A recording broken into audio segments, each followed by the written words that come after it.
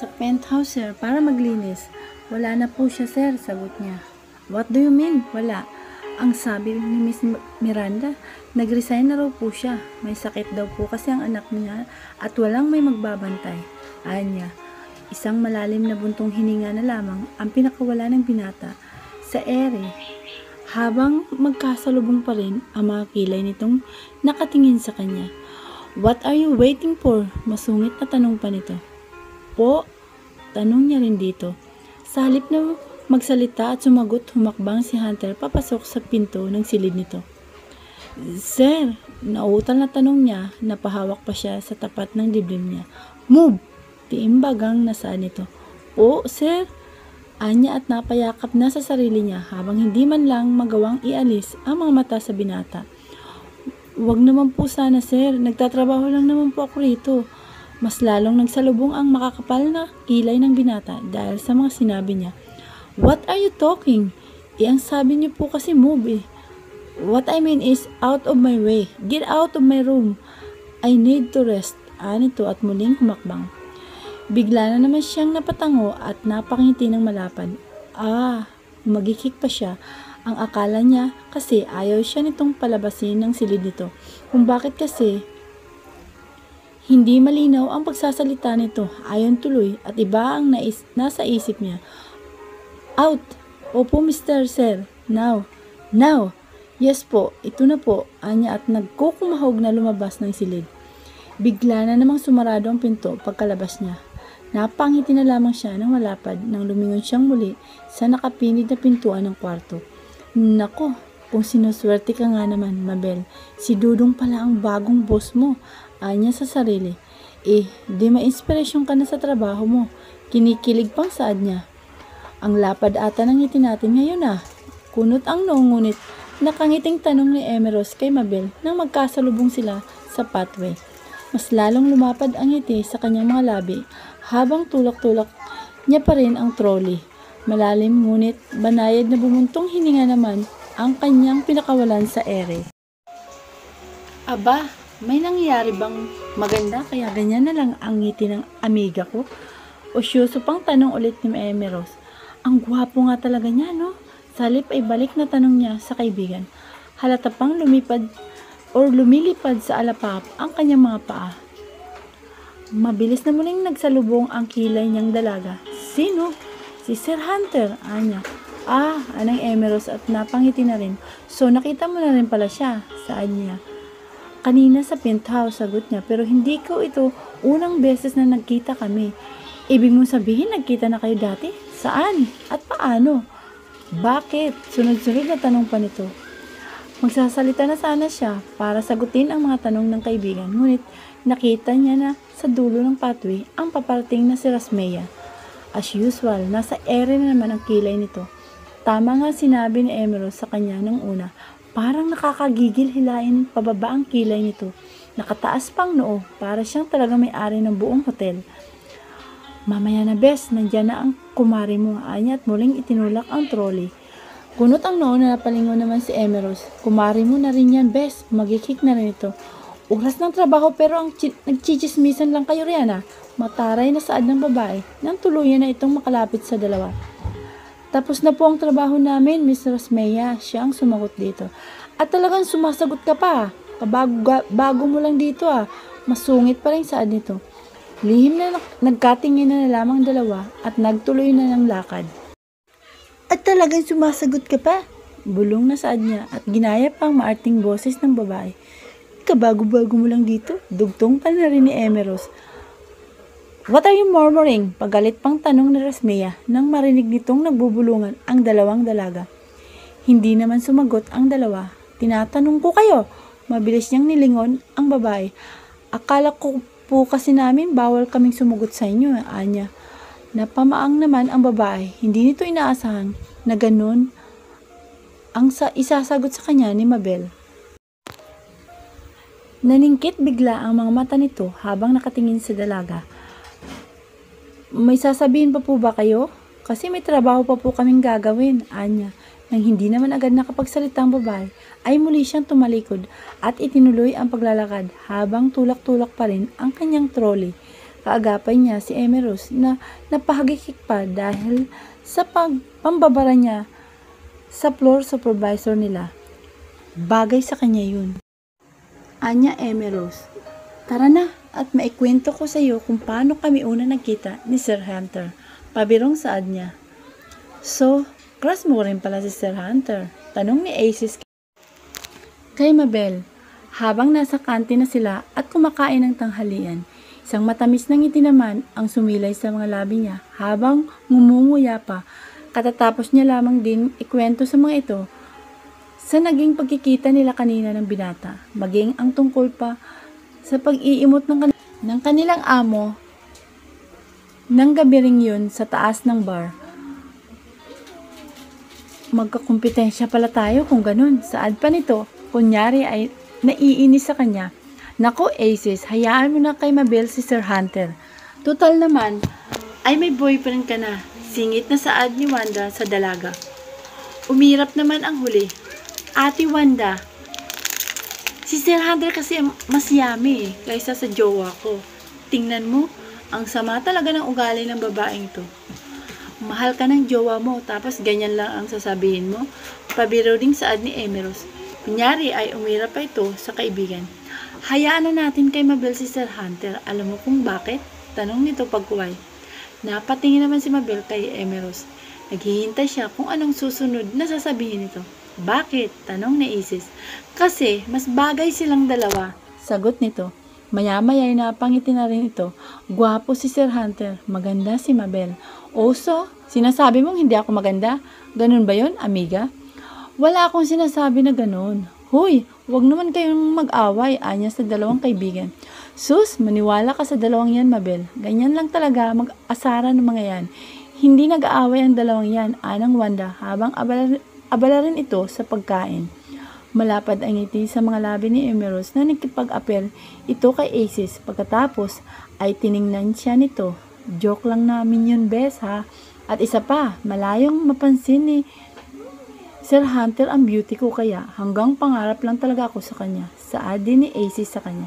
Pero kung ikaw sa beauty mo pa lang, alam kong mapapansin ka ni Sir. Dudong mo, dagdag pa nito.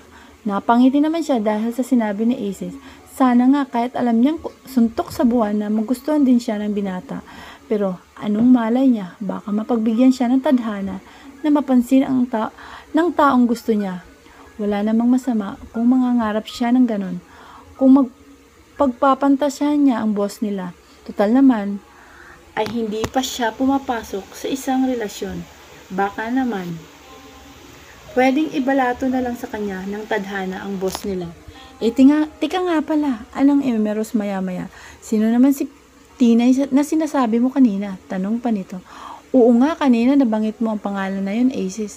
Ang chismosan nyo talaga, no? Ate Wanda, nagmana lang naman kami sa iyo eh. Aminin mo nung una, chismosa ka rin naman ah. Anang Aces. Hindi ako chismosa, pagtanggi nito. Sus, mamatay man ang mga langaw ng kapitbahay nyo. Hindi ako kagaya sa inyong dalawa, nakangiting saad nito. Bakit? Alam mo na, nagkaroon ng relasyon si Sir Ben at Miss Miranda? Noon? Tanong din ni Emerus. Di ba alam mo yon? Nako, napagkaisahan pa ng dalawa ang matanda. Napangiti na lamang si Mabel habang napapailing pa ito. Makukulit pala talaga itong mga bago niyang kasama at kaibigan. Oo na nga, kunwari ay pagsuko ni Wanda sa dalawa. Isino nga ba ang Tinay na sinasabi mo? Hindi na rin ito napigilan ang sarili na mang-usisa ng tanong. Tingnan mo nga, ayun, hindi rin nakatis. Nag-chismis na rin. Natatawang saad ni Emerus at Aces. Well, sa totoo lang, hindi ko rin naman kilalang Tinay na dati pa ay mahal na niya. Anya nang tapusin na niya ang kanyang pagkain. Isinarado pa niya ang kanyang baunan at uminom ng tubig sa kanyang tumbler. Basta narinig ko lang siyang nag-iimot sa rooftop ng gabing magpunta kami ni Jess sa bar. Tapos dahil hindi naman ako sanay sa alak, ayun, nasukahan ko ang sapatos niya nang paalisin niya ako roon kasi bawal daw umakyat doon kasi private place na raw ang rooftop na yun. Kaya nagalit siya sa akin. Pagkukwento niya sa tatlong kaibigan. Grabe gwapo na nga yan si Sir Hunter pero na broken hearted pa, ani Aces. Bakit? Porket gwapo si Sir Hunter ay hindi na siya pwedeng masaktan? Tanong ni Emerus. Siyempre, part yun ng buhay natin. Magmamahal tayo, masasaktan, pero magmamahal pa rin ulit. Ang ibig lang sabihin nun, hindi talaga si Tinay ang nakatakda para kay Sir Hunter. May ibang babae ang nakasulat sa kapalaran niya. Dagdag pa nito. Tama si Amy. Sang-ayon ni Wanda sa mga sinabi ng dalaga. At ang babaeng nakasulat sa kapalaran niya ay si Mabel.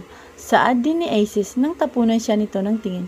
Bigla naman siyang natawa ng pagak. Naku Ace, crush ko si Sir Hunter pero suntok sa buwan na magkakagusto rin siya sa akin in the future. Anya, langit siya, lupa ako. Mahirap magtagpo ang landas namin.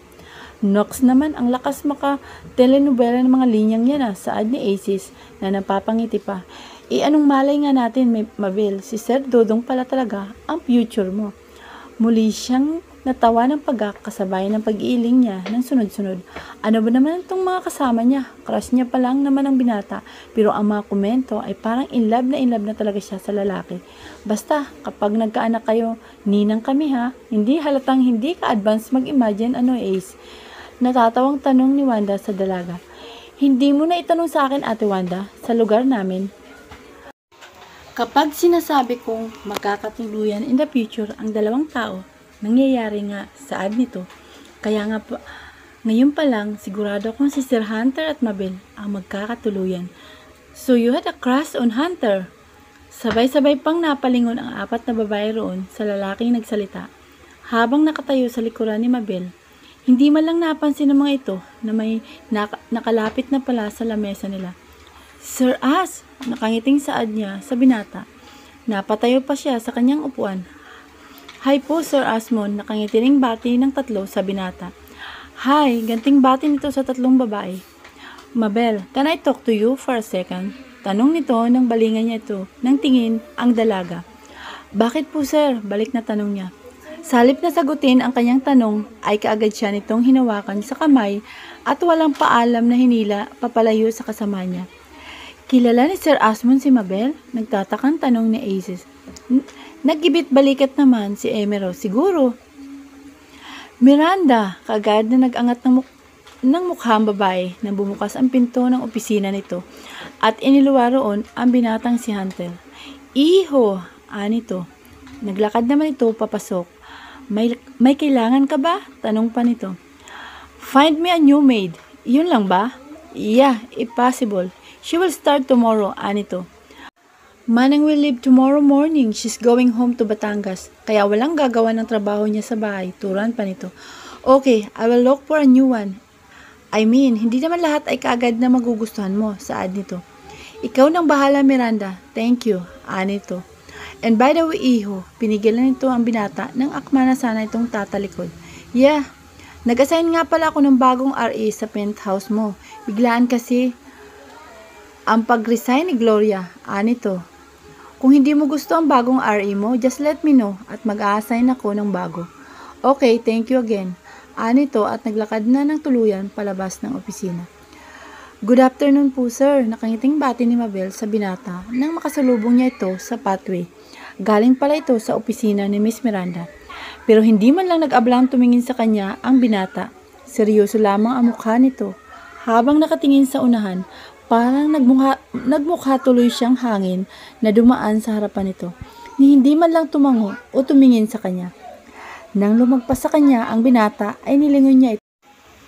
Ito, nako, kung hindi ka lang gwapo dyan, nung ka napapansining din kita ngayon, anya na nakapaskil pa rin ang ngiti sa mga labi niya.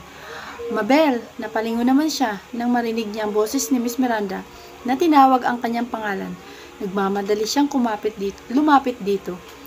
Sakto at pupuntahan po sana kita. Pasensya po kung ngayon lang ako nakapunta sa inyo, Miss Miranda.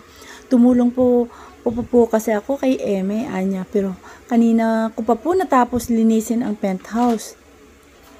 Dagdag pa niya, good, anito, come in first, I want to talk to you. Niluwagan nito ang pagkabukas ng pinto, saka muling bumalik sa upuan nito. Have a seat, Iha. Tumalima naman siya sa visitor's chair na nasa gilid ng lamesa nito. Siya umupo. I was reading your resume earlier pag-uumpisa nito. Noon naman, Nagtaka siyang bigla. Bakit naman ito binasa ulit ang kanyang resume? Hala, baka naman tanggalin siya nito sa kanyang trabaho. Dahil unang-una, wala siyang experience bilang room attendant. Sabi nga nito nung nakaraan. Pangalawa, hindi naman talaga siya ang dapat na nakapasa sa pag-a-apply ng trabaho yun. Ibinigay lang sa kanya. Bakit po, Miss Miranda? Tatanggalin niyo po ba ako sa trabaho? Kinakabang tanong niya. Napangiti naman bigla ang babae dahil sa sinabi niya. What are you talking? Bakit naman kita tatanggalin sa trabaho mo? Balik na tanong nito. Saka siya biglang nakahinga ng maluwag. Ang akala niya ay tatanggalin siya nito sa kanyang trabaho. Ngumiti siya sa kausap. Akala ko po tatanggalin niyo ako sa trabaho. Saad niya. That won't happen, Iya. Anito. Salamat po, niya. Bakit mo po binasa ang resume ko ulit? Bakit niyo po ako gustong makausap ulit? Tanong niyang muli. Well, bagyang nagpakawala ng buntong hininga ang babae. Nabasa ko sa resume mo na marunong ka magluto. So I was thinking na ikaw na muna ang ipapadala ko sa bahay ng boss natin para maging helper niya. Aalis na kasi ang mayordoma niya sa bahay. Kaya naghahanap ako ng bagong kasambahay, maglilinis at magluluto para sa kanya. Nito. Nangunot muli ang kanyang noo habang seryosong nakatingin sa kausap. Boss? Sinong boss po natin? Si Sir Hunter? Tanong ng kanyang isipan. Iwan pero biglang may sumilay na munting kiliti at excitement sa kaibuturan niya dahil sa ideyang yun. Boss po, Miss Miranda? Tanong niya. Yeah, si Hunter. Talaga po? Hindi napigilan ang kanyang sarili. Maya-maya ay bigla rin siyang natigilan at napatikom nang makita niya ang nag-reaksyon ni Miss Miranda dahil sa naging tanong niya. Talaga po? Ulit na tanong niya sa mahinahon na boses. Napangiti naman ang babae. Well, as I was saying, ikaw na muna ay papadala ko sa bahay niya para maging kasambahay niya. Hindi naman yun for good. Bibigyan lang kita ng schedule kung kailan ka pupunta sa bahay niya para maglinis. Pero ang pagluluto mo ng pagkain para sa kanya ay nakadepende rin sa schedule ng uwi niya sa bahay niya. And kung magugustuhan ka niya, bilang bagong cook niya, you can continue doing your job in his house. Pero kung hindi naman, dito ka ulit. Wala pong problema sa akin yun, Miss Miranda. Anya, are you sure? Yes po, walang pagdadalawang isip. Nasagot niya. Nako, ito na ang pagkakataon niya para makalapit at mas kilalanin pa ang binata. Bakit palalagpasin pa niya? Okay lang po sa akin yun. Well then, that's good, Iha. Ngumiti ito muli. Maya-maya ay may kinuha itong envelope na nasa drawer nito. Don't worry kasi magkaiba naman ang sahod mo rito at sa trabaho mo kay Hunter. And you don't have to worry about your transportation. Hatid sundo ka naman ng driver niya. Pagpapaliwanag nito habang nasa papel ang atensyon nito. Siya naman ay nangiti lamang ng malapad habang nakatingin sa babae. Tila mas lalong siyang naging excited na magtrabaho bilang kasambahay ng binata. But I want to remind you again, Iha, masyadong masilan sa mga bagay-bagay si Mr. Imperial. Kapag maglilinis ka ng bahay niya, make sure na nasa tamang lugar pa rin ang lahat ng mga gamit niya. Ayaw niya ng maraming gamit na nakakalat sa kung saan-saan. And higit sa lahat, I want you to be patient with him. Medyo naiiba lang kasi ang ugali niya. I don't want to scare you about his attitude. Pagpapaliwanag pa nito. Ngumiti lamang siyang muli kay Miss Miranda. Wala pong problema, Anya. Okay, anito. Kailan po ako magsisimulang magtrabaho kay Sir Hunter, Miss Miranda? Tanong niya. Tomorrow pero isasama kita mamayang gabi sa bahay niya. Sige po, Miss Miranda. Tumayo sa pwesto nito ang babae, kaya napatayo na rin siya sa kanyang pwesto. Well, meet at the lobby later. Sige po, babalik na po ako sa trabaho ko. Paalam niya rito saka naglakad na palabas ng opisina. Sir As, may tatanong lang po ako sa inyo. Anya habang magkaagapay silang naglalakad ng binata sa hallway ng hotel. Tumingin naman sa kanya si Ashmon. Spell it, anito. Kayo po ba talaga may-ari ng hotel na ito? O si Sir Hunter po? Tanong niya. Why did you ask? Balik na tanong nito. Nagkibit-balikat naman siya ng kanyang mga balikat. Gusto ko lang po malaman kung sino sa inyong dalawa ni Sir Hunter ang totoong boss ko. Why? Don't you trust me when I tell you that I am your boss? Balik na tanong nitong muli. Napabuntong hininga naman siya ng malalim at nakasimangot ang mukha na tinitingnan niya ang binata. Tinatanong ko po kayo tapos sasagutin niyo rin ako ng tanong na pa-ismid pa siya. Tumawa naman ang pagak ang binata. Sagutin niyo na lang po kasi ang tanong ko, saad pa niya.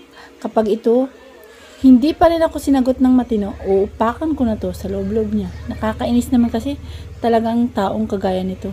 Tinatanong mo, hindi naman sasagot ng maayos o matino. Well, to be honest, anito, at saglit na ibinitin sa ere ang pagsasalita. Siya naman ay napatingin dito, nag-aabang sa susunod nitong sasabihin sa kanya. Nag-take over na ako sa pwesto ni Amanda. Hindi pa kasi makapagdesisyon si Hunter kung siya na ang magpapatakbo sa hotel na ito, pagpapaliwanag nito. So hindi po kayo ang boss namin. Well, parang gano'n na rin. Nangunot muli ang kanyang noo at ang kilay niya. Ano pong ibig niyong sabihin? My parents are one of the stockholders of this hotel. So, that means boss na rin ako rito. Napatango naman siya. Ang akala kasi talaga niya, nung una, ay ito ang binata ang may-ari ng hotel. Pero hindi naman pala. At kaya siya nito natulungan na makapasok sa trabaho ron. Yun ay dahil kilala nito ang may-ari ng hotel. At malapit na kaibigan nito si Miss Miranda, na sekretarya ng hotel. Hindi pala HR ang babae. Nagkataon lang daw na wala ang HR kaya ito na ang nag-interview sa mga aplikante ng araw na yon. So, magpapahatid ka ba ulit sa akin mamaya? Pauwi? Tanong nito maya-maya. Bigla naman siyang napangiti rito dahil sa tanong nito. Hindi na po sir, may pupuntahan din po kasi kami ni Miss Miranda mamaya eh. Good, mabilis na saad nito. Akala ko kasi magpapahatid ka na naman. Tinawag mo na nga akong recruiter, tapos ginawa mo pa akong driver.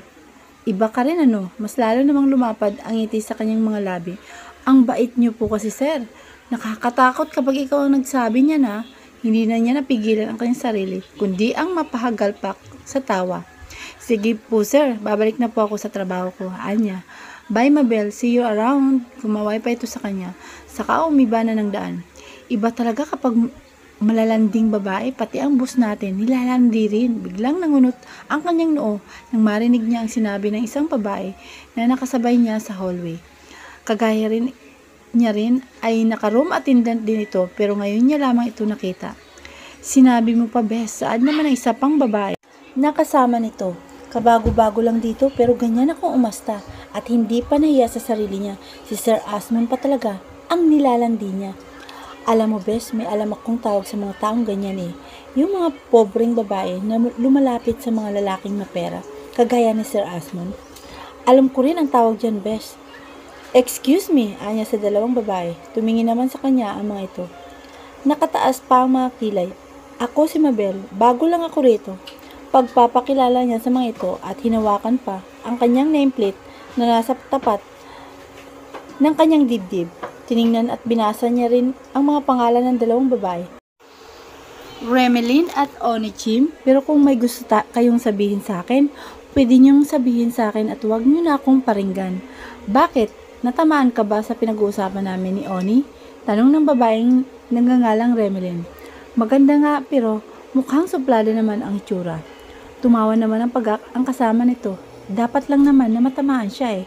Isang seryosong tingin ang ipinukol niya sa dalawang babae. Ito pala ang sinasabi ni Emeros sa kanya na alipores daw ng floor supervisor nilang si Miss Rasmea. No wonder, sa mukha pa lang ng mga ito, parang nagmamalaki nang sila ang may-ari ng buong hotel. Bakit? Totoo naman ang mga sinabi namin ah. Anang Remelin, sa itsura mo pa lang kanina habang kausap mo si Sir Asmon, halatang nakikipag-flirt ka na sa kanya eh. Huwag kang magbibitaw ng salita kung wala namang katotohanan. Dahil unang-una, sabi ko nga sa'yo ngayon lang tayo nagkita at nagkakilala. Wala akong pakialam kung ngayon lang tayo nagkita at nagkakilala. Ang gusto ko lang lumugar ka, kabago-bago mo lang dito sa hotel. Pero ganyan na ang inaasta mo, saad pa ng babae. Tumigil ito sa paglalakad at nilapitan siya. Nang mamata pa ang tingin ito sa kanya mula ulo hanggang paa. Hindi mo pa kami kilala Mabel, anito at ngumiti, nakakaloko. Maya-maya tinulak siya nito sa balikat dahilan upang mapasandal siya sa pader. What is happening there? Ani nito, ano ba ang mga sinabi nila sa'yo? Tanong nito muli. Muli siyang nagbuga ng hangin pagkuway nagsimula muling humakbang. Sumunod naman sa kanya si Emerus. Wala nga, kaya ko naman sila sagutin eh. Hindi naman ako magpapatalo sa kanila. Bakit ganyan ang itsura mo? Isaglit siyang tumigil sa pagsasalita. Tumingin siyang muli sa kaibigan. Nagkibit naman ang balikat si Emerus.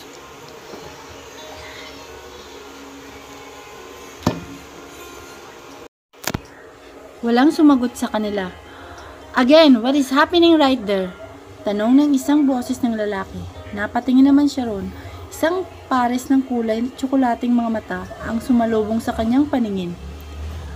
Wala sa sariling napalunok ng kanyang laway si Mabel nang magsimulang humakbang palapit sa kanila ang binata. Ewan, pero bigla rin siyang nakaramdam ng kakaibang kaba nang magpunta sa kanya ang seryosong tingin nito. Walang emosyon ang mukha at mga mata nito. Good afternoon po, Sir Hunter, nakangising bati ni Remilyn sa binata. Isa-isang tiningnan ni Hunter ang tatlong babae. Nang mapunta sa kanya ang paningin nito, ay bigla rin siyang nag-iwas ng tingin dito. Parang hindi niya ata kayang salubungin ang mga mata nito. Tila nakakatakot kung makipagtitigan siya rito. It's working hour. Binabayaran kayo rito para magtrabaho, hindi para magchismisan lang. Anito, umigting pa ang panga nito. Sir, go back to your work. Muling saad nito dahilan upang maputol sa pagsasalita si Remilyn. Tumungo siya sa walang atubiling nagsimulang maglakad palayo sa dalawang babae at sa binata. Oh, nandyan ka na pala, Mabel, anang Emerus nang magkasalubong niya ito sa dulo ng koridor. Bakit? Tanong niya. Kanina ka pa namin hinahanap ni Ate Wanda. Bakit daw? Isabay na sana tayong mag-coffee break, sagot nito. Okay ka lang ba? Kunot ang noo na tanong pa nito nang mapansin nitong parang tensyonado siya. Okay lang ako, sagot niya, ngunit sang seryosong tingin lamang ang nakuha niya mula sa kaibigan. Muli siyang nagpakawala ng malalim na buntong hininga. Nagkasagutan kami ni Remilyn kanina, pati yung kaibigan niya si Onichim Anya. Ano? Tanong muli ni Emerald sa kanya. At ano naman ang mga sinabi ng dalawang brohang yun sa'yo? Biglang nag-iba ang aura nito. Kung kanina ay payapa ang itsura nito, ngayon naman ay magkasalubong na ang mga kilay na tila handa ring makipagsagutan. Wala naman, sagot niya. Anong wala naman, Mabel? Kilala ko na ang mga babaeng yun. Hindi ako tiwala sa mga salitang binitbitawan ng mga yun. Anito, ano bang mga sinabi nila sa'yo? Tanong nitong muli. Muli siyang nagbuga ng hangin. Pagkuway nagsimula muling humakbang, sumunod naman sa kanya si Emerus. Wala nga, kaya ko naman silang sagutin eh. Anya, hindi naman ako magpapatalo sa kanila. Bakit ganyan ang itsura mo? Isaglit siyang tumigil sa pagsasalita. Tumingin siyang muli sa kaibigan. Nagkibit naman ang balikat si Emerus. Naghihintay na sa sasabihin niya. Nakita kami ni Sir Hunter na nagsasagutan, saad niya. Nag-aalala lang ako kasi bes, iba ang itsura niya kanina. Nakakatakot pala siya, dagdag pa niya. Anong sinabi niya na makita kayo? It's working hour. Binabayaran ko kayo rito para magtrabaho, hindi para magchismisan lang. Ginaya pa niya ang pananalita ng binata kanina. Parang pakiramdam ko biglang nanlambot ang mga tuhod ko kanina. Nakakatakot ang mga mata niya. Laglag ang mga balikat na saad niya sa dalaga. Napabuntong hininga naman si Emerus. Sa susunod, iwasan mo na lang mga bruhang yun. Sila kasi talaga ang mahilig manguna sa mga away at sagutan dito eh. Parang mga bata. Hindi naman siya nagsalita hanggang ngayon kasi ay nasa isipan pa rin niya ang mga sinabi sa kanya ng dalawang babae. Nilalandi raw niya si Asmon. Paano naman nangyaring nilalandi niya ang boss nila? Simpleng usapan lang naman ang pinag-uusapan nila kanina. At isa pa, magkaibigan na silang dalawa. Kaya okay lang na tumawa siya habang nakikipag-usap sa binata. Halika na nga, may 3 silid pa tayong aayusin. Hinila na siya ni Emerald sa kanyang kamay. Nagpatianod na lamang siya rito. Mula sa dulo ng pasilyo, tanaw ni Mabel ang isang babae na nasa tingin niya ay nasa late 50s to 60s. May edad naman pero hindi maitatanggi ang magandang kurba ng katawan nito. Maputi, makinis ang balat at matangkad. Puro mamahaling alas din ang suot nito sa katawan. May bitbit din itong Hermes na bag. Samantalang nasa 3 pulgada naman ang taas ng takong na suot nito.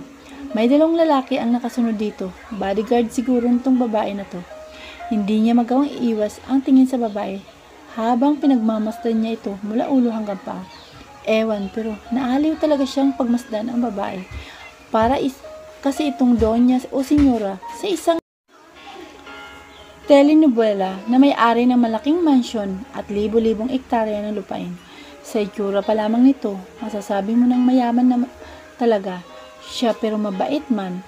Parang hindi rin makabasag pinggan ang ganda ng mukha nito, maamo at mahinhin.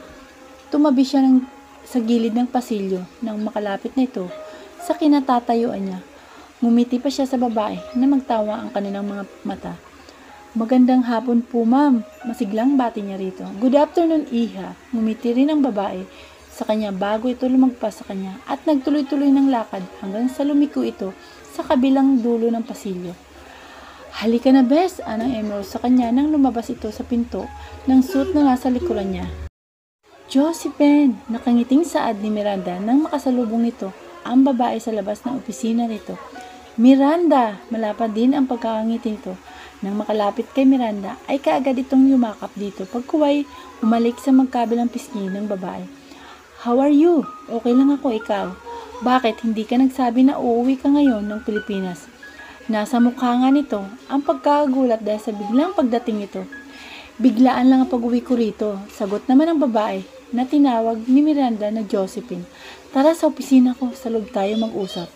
Sure, gusto kitang makamustahan man lang. I miss you, Miranda. Muling sumilay ang ngiti sa mga labi ni Miranda dahil sa sinabi ng babae. Hinawakan nito sa baywang ang babae. Saka silang dalawa magkaagapay na naglakad papasok sa opisina nito. Dapat nagsabi ka na uwi ka rito sa Pilipinas para nakapaghanda naman lang kami. It's okay, Miranda. Alam mo naman ayoko nang nag-aabala pa kayo kapag dumadating ako rito sa hotel.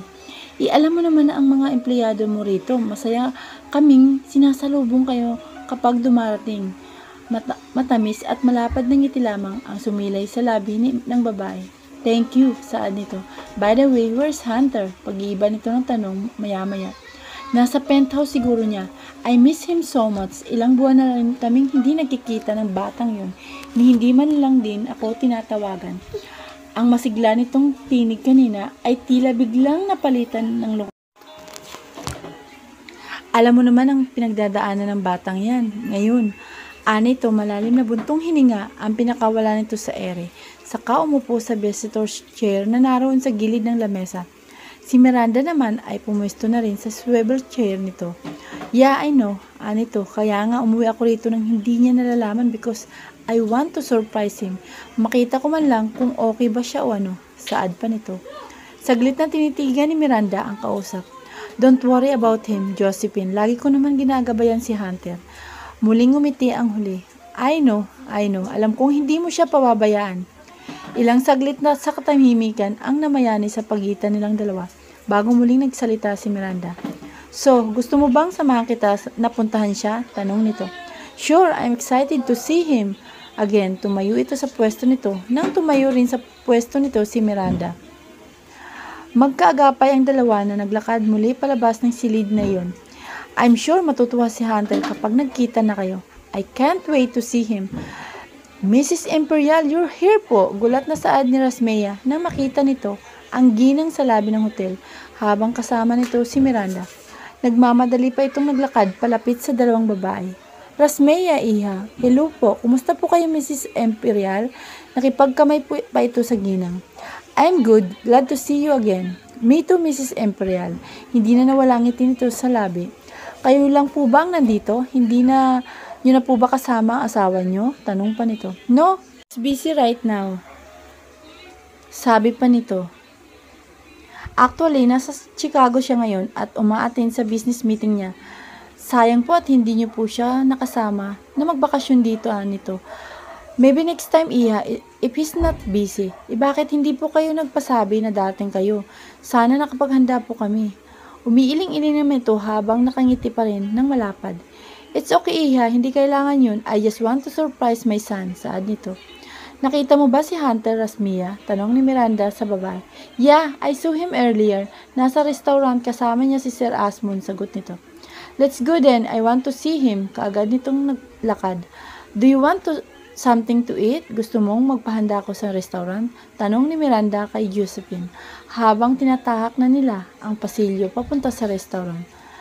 Don't bother, Miranda. I'm fine, saad nito. Okay, just let me know if may kailangan at gusto kang kainin para maipag-utos ko kaagad. Yeah, hanggang sa makarating na sila sa Imperial Restaurant.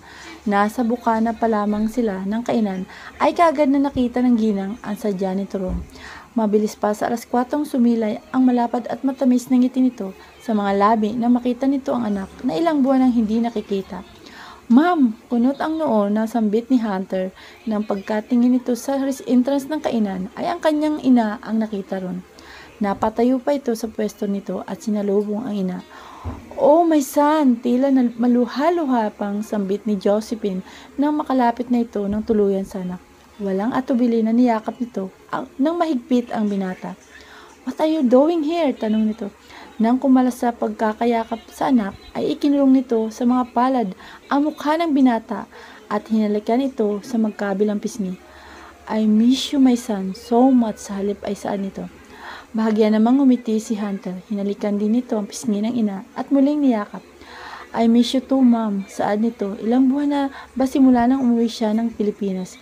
It's almost 7 months simula nang umuwi siya ng Pilipinas para balikan at hanapin si Tinay, ang kababata niyang lihim niya ring minamahal noon pa man.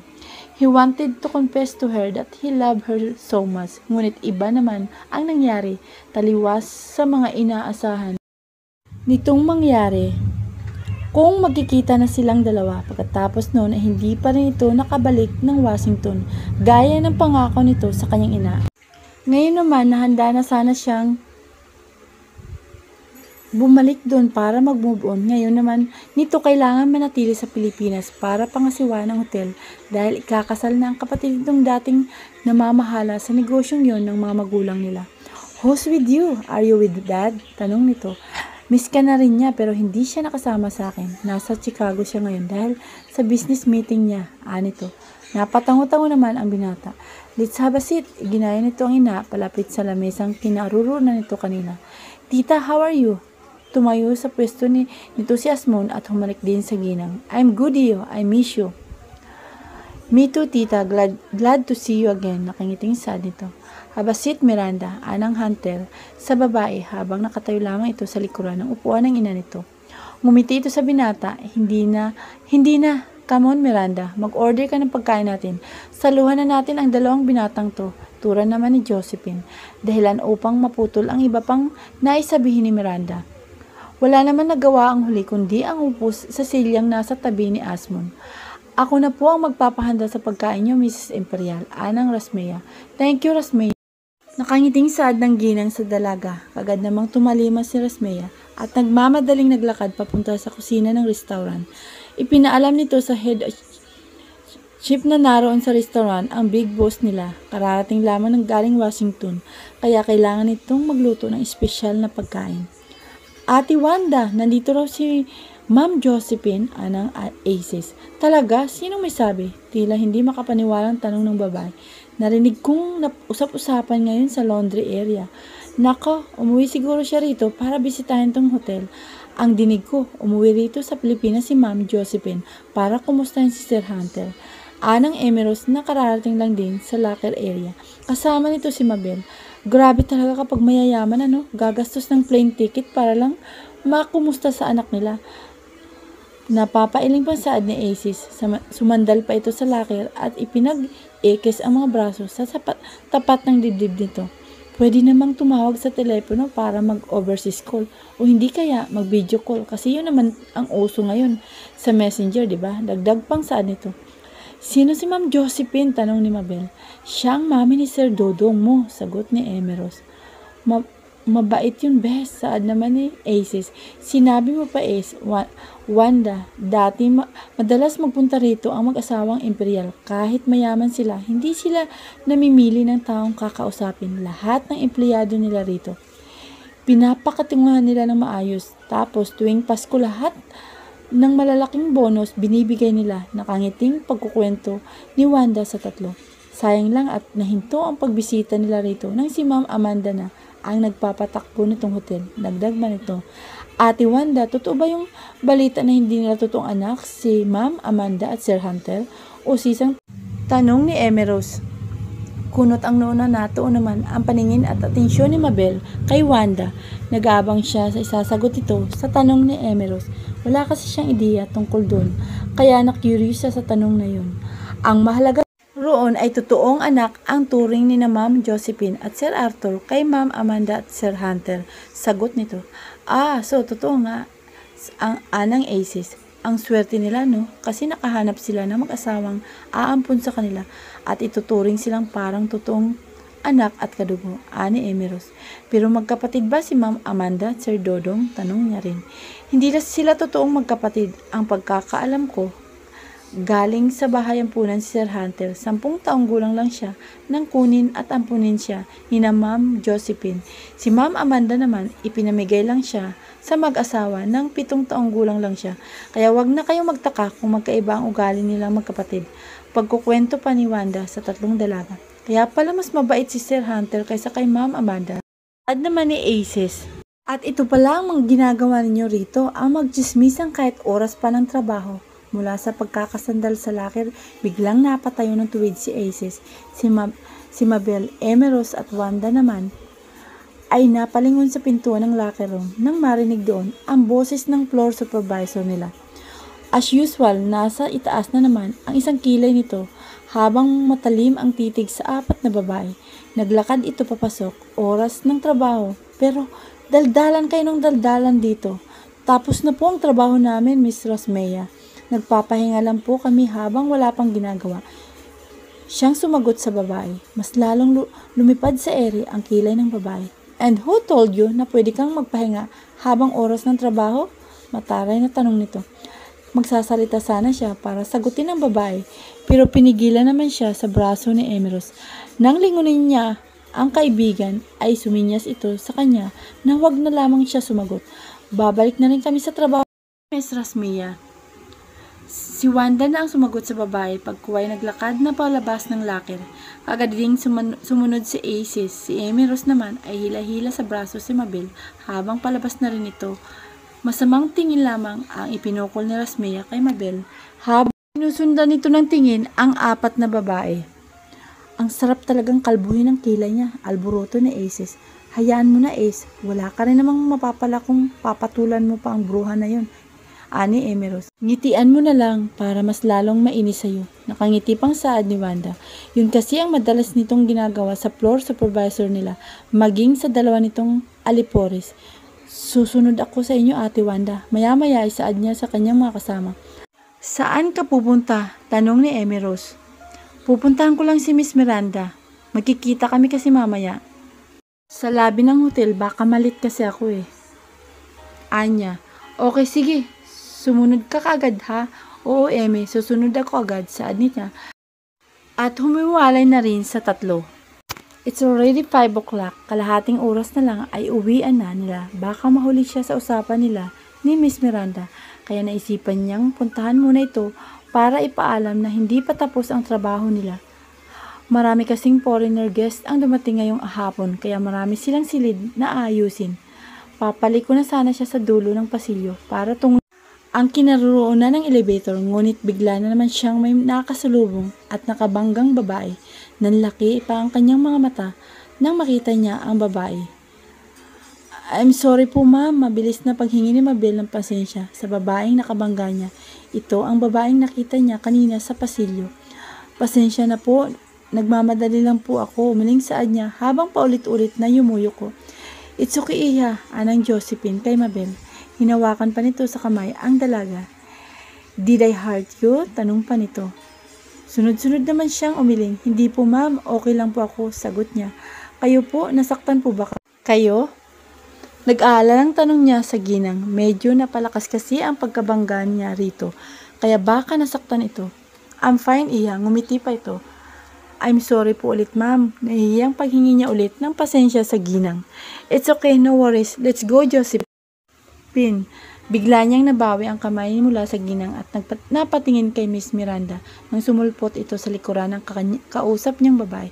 Oh, so siya palang mami ni Sir Dodong, tanong niya sa isipan. Kung hindi niya pa nalaman kanina na ampun lang ang ng mag-asawang imperial si Hunter, hindi niya iisipin na hindi totoong anak nila si Hunter. Kasi hindi naman nalalayo ang itsura ng dalawa. Gwapo si Hunter, maganda rin tong si Ginang na nasa harapan niya. Hindi pa man siya nakatitig sa mga mata ng binata, pero alam niyang parehong kulay tsokolate ang mga mata nila. Mapupungay din,